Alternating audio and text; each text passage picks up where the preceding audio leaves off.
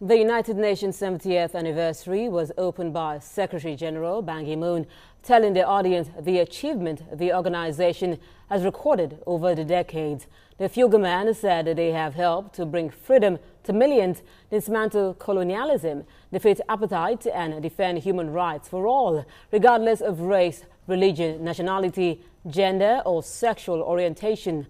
Joining us live on Skype is Animesh Kumar, Deputy Regional Coordinator, United Nations International Strategy for Disaster. Glad to have you join us. Now, the big 70 anniversaries are usually the time to reflect on the past and look towards the future with hope. Now, how well has the UN achieved its founding objective, which is to build peace among nations? Yeah, thanks for bringing me in. At the outset, I would like to say that representing UNISTR as a staff member of the organization, not necessarily representing the views of the United Nations, but as a professional in this organization, I would just like to say from the outset that the UN was formed on the ashes of the Second World War, from the primary objective of not repeating those disastrous wars again. And the Third World War hasn't happened, so which shows that the UN definitely has achieved the primary objective.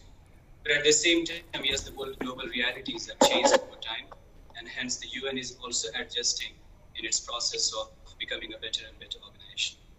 Now, the theme for this year's anniversary is Strong UN, Better World. What steps are being taken by the UN to strengthen the UN and enhance its overall outlook?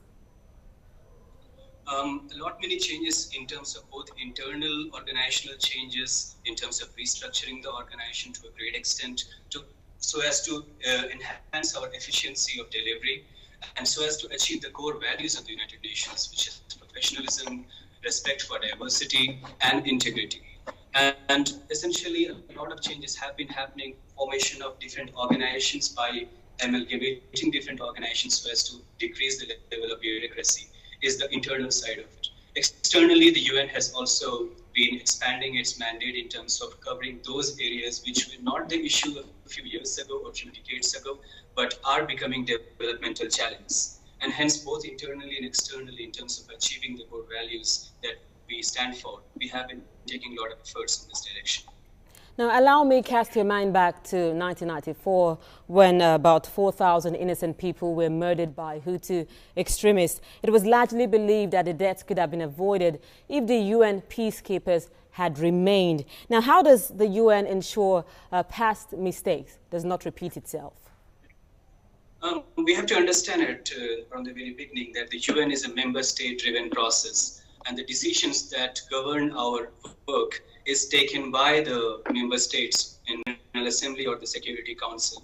Often it happens that it's very difficult to take such big political decisions without infringing upon the sovereignty of the nation.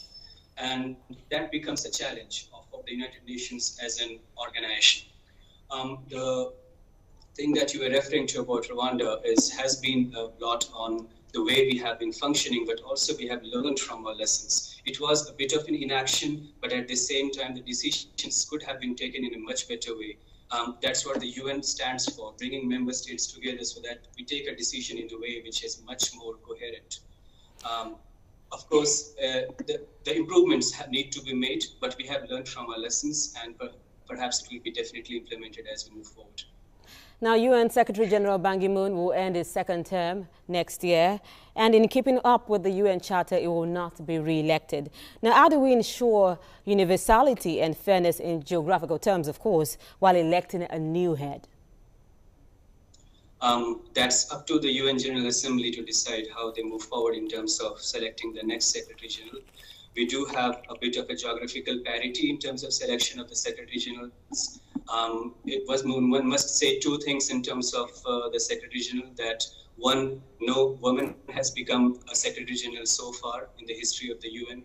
And secondly, the Eastern European region has not yet been represented at that level. So I'm sure that the member states would take these into consideration while taking a decision. Animesh Kumar, Deputy Regional Coordinator, United Nations International Strategy for Disaster. Many thanks for your contributions.